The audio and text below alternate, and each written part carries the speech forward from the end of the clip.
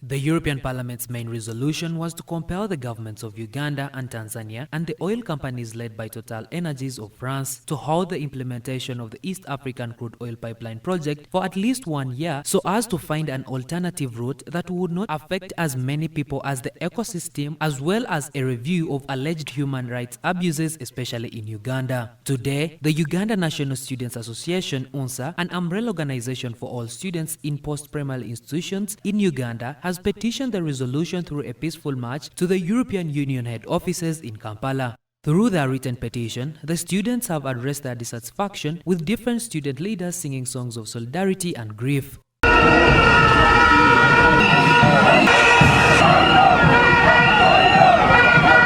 Unlike other protests, today's petitioners were highly protected by the Uganda police force.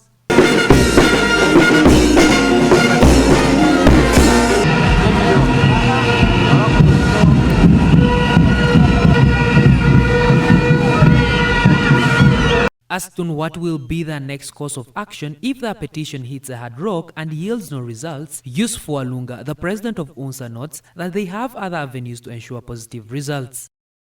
We have the East African community, we have the African Union, and we have other NGOs that are there to welcome such views of the disadvantaged, of the oppressed people. Speaking to some student leaders on why they decided to join the protest, this is what they had to say. The reason why I'm involved in this, because I know I love my Uganda. We need to stay in a real world of Uganda. You know, these Europeans have come in to bring in something that can take the Africans backward. So they want us to stay under them. The reason why we are here is to request for our rights. You get it? We want the right to our own resource. Fight for our oil. The oil in Uganda. The Europeans are trying to take it away to their country, but you want it in Uganda. We are standing in here for our elders, for our parents, for the primary schools which are out there that cannot be able to reach here, so that we can fight for our oil. Asked whether the government has lost the battle and this move could be used by the government to induce students as political allies in highly contested debate, Apollo Twinamasko, the patron of prefects at Standard High School Zana, says the government is still in control and hasn't lost any battle. The government has lost the battle. There is no government official. This is a body of student leaders. I don't think government has lost the battle, and once Ugandans come up and show they express their freedom of demonstration, and they have gone through the right procedures, because you saw the police was guarding them. So where do you begin to say that the government has lost the battle? These are Ugandans, and they are entitled to their own opinion.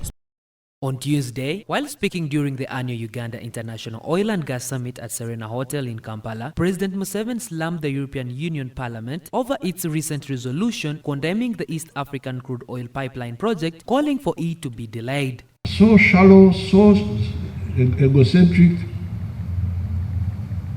so wrong, that they think they know everything, broadcast their ignorance all over the place.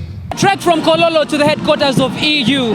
What lies behind this petition, and what will this petition yield after taking it to the European headquarters? Kabyanga Derek, Ashraf Funduga for BTM News Today.